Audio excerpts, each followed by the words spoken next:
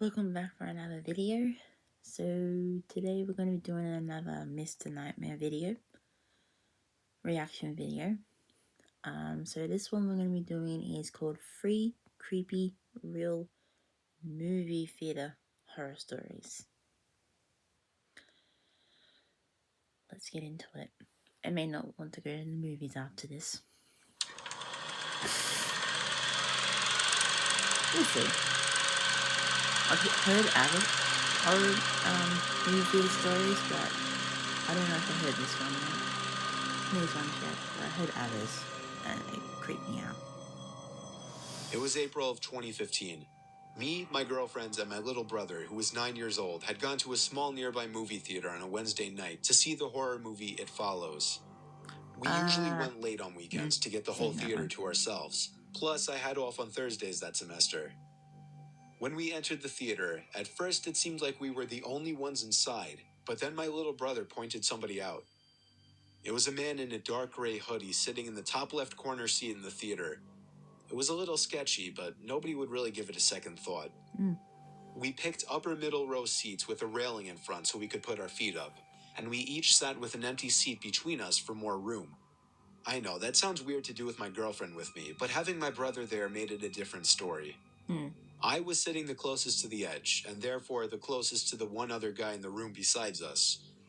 Within 5 minutes, the previews were over and the movie was starting. The lights in the theater dimmed to darkness, and the only light now was the light projecting from the screen. My little brother took out his bag of candies he snuck in and started to eat them obnoxiously loud. About 5 minutes into the movie, over my brother's loud candy wrapper noises, which we told him to stop for the record, I thought I heard a pretty loud sound come from above and behind us.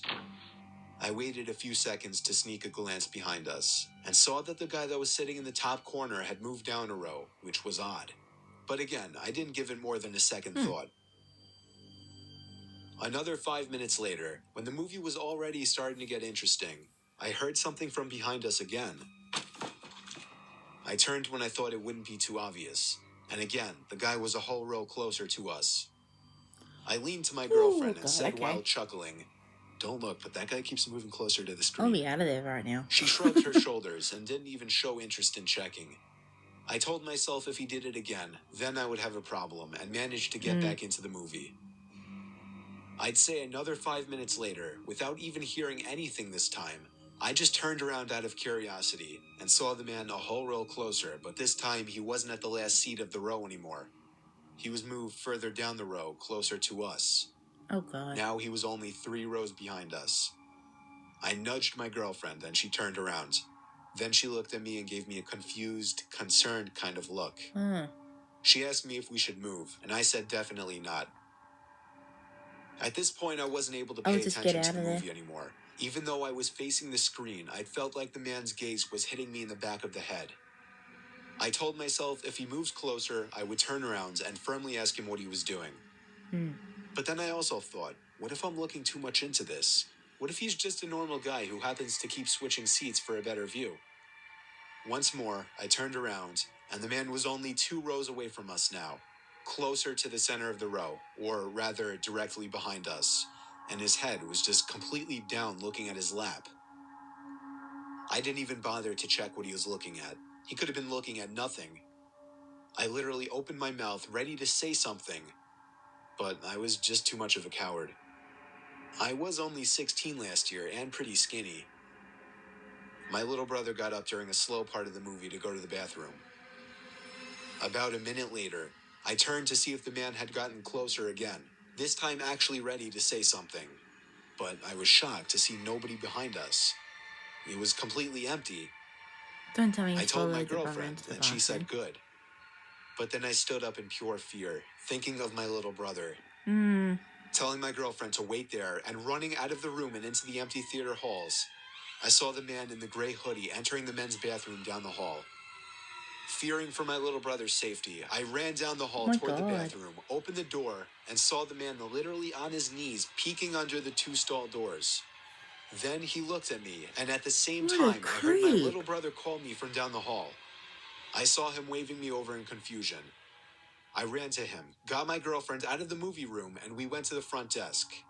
Oh my The teen god. working the front ticket stand called the police, showed us and the cops the video footage of the man walking down the hall, and then we filed a police report.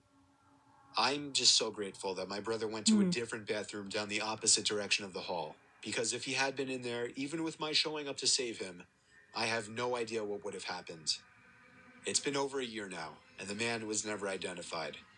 Oh god, that is... what a creep. Whew. Back in 2008, Oh my Cloverfield god. was one of the biggest movies of the year, and I desperately wanted to see it.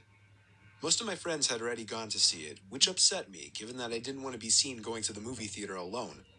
However, I didn't have work or school on Thursdays, so on Wednesday night, I figured I could get away with going alone to one of the small theaters nearby with a screening of the film at 9:30, since I knew it would be quiet. Well, I showed up, bought a ticket, and immediately realized the entire building was dead. I entered the theater, and much to my surprise, there was not a single person in there. There were two large sections of seats in the theater. I sat in the bottom row of the upper section, which was seated just behind a tiny wall. During the quiet parts of the movie, which were very few, I kept thinking that I was hearing something coming from behind me. It was almost like I was hearing a voice. Is someone there? Nothing. I felt like the sounds were just getting louder and closer, but I kept turning around and didn't see anyone. I felt like I was losing my mind. Eventually, the sounds became so loud that it was evident it was a crazed whispering. I was about to nope the fuck out of there, but when I got up and took one last look behind me, a figure popped up quickly from behind the seats just 2 rows up from me, arms flat to their sides and just facing me like a stiff statue. I ran like there was no tomorrow back to the lobby, where I saw nobody, not a single employee. I kept running to the car, took a few seconds to catch my breath once inside, and drove back home. I tried calling the theater that same night. I never got anyone to answer.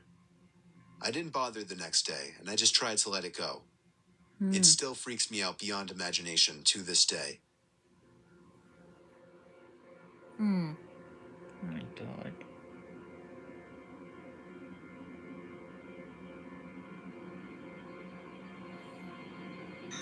One of my first jobs was working at a movie theater in Huntington on Long Island. It was an okay gig for a 16-year-old. Dealing with the general public in Mass, you'll always run into creeps. However, there was one creep and one really weird situation that I still have nightmares about. It was a Monday, like 11 o'clock at night, and the last 2 playing movies were finishing up, which was earlier than usual. On weeknights, I would usually be out of there by midnight during the summer. Anyway, I was the only one working besides Kathy, the lady behind the popcorn counter who was closing up. I was sitting on the carpeted steps next to my ticket podium on my phone when Kathy yelled over to me to sweep the floors. She told me she was heading out and would be back within the hour to close up. I hurried up with the sweeping and sat back down to get back to playing a Tetris-like game on my flip phone. I was left alone a lot like this, and this was the one time during my shifts that I feared something such as a late-night robbery might easily take place. Suddenly, I heard the front door to the theater pull open with force. I stared down at the doorway to the lobby, which blocked the actual entrance section, waiting for someone to walk through, and hoping it would be Kathy. After all, she would have locked the doors anyway at this hour. I called out Kathy's name, and suddenly, an upper middle-aged man with a big brown faded jacket came wandering in, immediately locking his eyes onto mine. I told him we were closing up and he had to leave. He looked at me with a sort of intimidating Vincent Pastore kind of look on his face. He mumbled his words in his response, but I could make out his phrase to be, "Is Kathy here?" I shook my head no, and he mumbled, "I'm just gonna go sit down over there for a while." I was very against confrontations with other people, so my heart was racing, and I lacked the confidence to order him to leave. I sat back down on the step and pretended to be absorbed in my phone, when really I was texting Kathy telling her there was someone weird here for her. But with the old flip phones, texts took forever to send, and even longer for people to check. By the time the text was sent, I noticed the man, now across the room sitting on a bench, was literally watching me. I wanted to show him that I was annoyed by this, So I simply got up, walked up the 3 carpeted stairs, and sat down on the bench in front of a wall that would block my view from him. Stupid old me didn't figure this would allow him to do whatever he wanted, not being within my vision. Within minutes, I realized this was dumb and went back to sitting on the step, only now the man was gone. Kathy returned around the same time that the last of the moviegoers were leaving. I told her about the guy, and she said she left the door unlocked by mistake. I spent about 10 minutes sweeping up in some of the auditorium rooms before my shift was officially over. Kathy wanted me to do one more favor before leaving. Bring the mop, bucket, and broom down into the storage den. I did as she asked, opened the door in the lobby which leads to the storage area, walked down the half-flight of concrete stairs with the mop, broom, and bucket, and stopped. Behind one of the boilers, I could see as clear as day an arm tucked away in the corner. It was the man, and he was very clearly trying to hide. I pretended like I didn't notice and walked back up the stairs. I locked the door behind me and ran to Kathy. She checked the camera footage first, and this is where things got disturbing. Within the period of time that I was hiding from the man, the surveillance cameras caught him getting up and leaving the theater. Kathy seemed surprised and declared, "That's my ex-husband." I felt like my heart was starting to drop as she said this, and I was starting to put things together. I assured her there was in fact somebody down there. She took out her cell phone and dialed not for 911, but rather for her ex-husband as she left the building. I followed her, afraid to stay in the theater alone. Kathy suddenly started to panic, as it seemed her ex-husband hung up the phone on her. She then called the cops, and what she explained to them shocked and disturbed me. When she hung up the phone, she was in a panic, and she tugged me away from the building. It turned out her ex-husband arrived to the theater to get her out of there, because he had apparently run into some trouble with a guy he knew who threatened to kill Kathy for whatever messed up reason. Oh, God. The cop cars pulled up into the parking lot with their sirens blaring. Minutes later, they came out with some old Italian mobster-looking guy in cuffs. Kathy never showed up for work after that, and I was never able to get the full backstory out from anyone. I was the coolest guy at the theater for a while since I witnessed all of this. I just really wish I got the full story, though, because it really interested me. I never saw Kathy, her ex-husband, or that random guy who potentially almost killed me had I approached him ever again. Wow.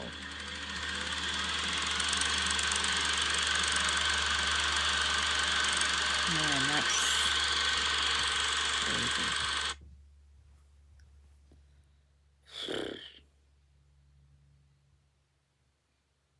Man, that is so creepy.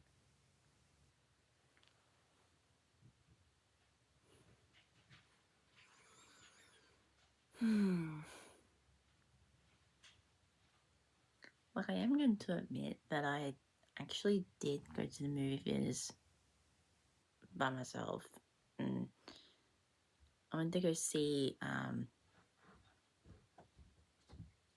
the movie Runt, which is like an Australian movie. And I didn't realize I was in there all alone.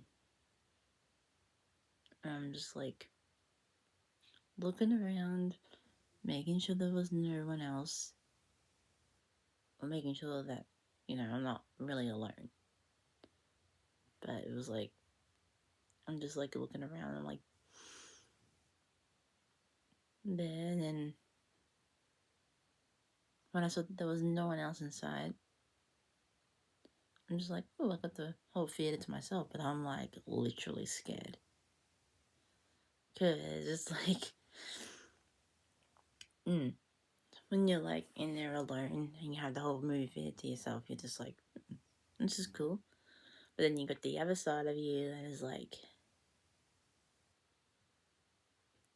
let's just hope that nothing else happens. Like, you don't want someone to jump out at you and be like, ah. Like, yeah. But it was really, really creepy. Like, until the movie started. Well, actually, no, since the movie started, it was like my heart was pounding. I'm just like, turning me back, looking behind me, making sure that nothing creepy or sinister was going on. And it's just like,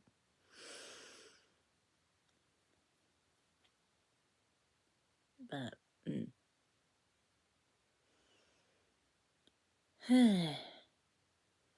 but I will never ever go to the movies by myself unless there's other people there. Like when it's like with a whole lot of people, or I go with a friend or a family member. That's the only time when I'll go to the movie theaters now. It's like, nah. But if no one else, if they kind of like come with me or go with me, I'll just be like, okay, we can save it for another day, or we can wait until the movie comes out.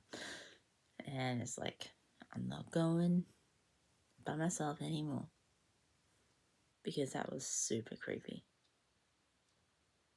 Like, nah. Just being there in the dark by yourself. And yeah, like I was near the exit as well. So if anything happens, I'm out. But yeah. Whew. Well, I hope you guys enjoyed this video. I hope you all have a fantastic day. Be safe, be happy, stay happy, and I will see you in the next video.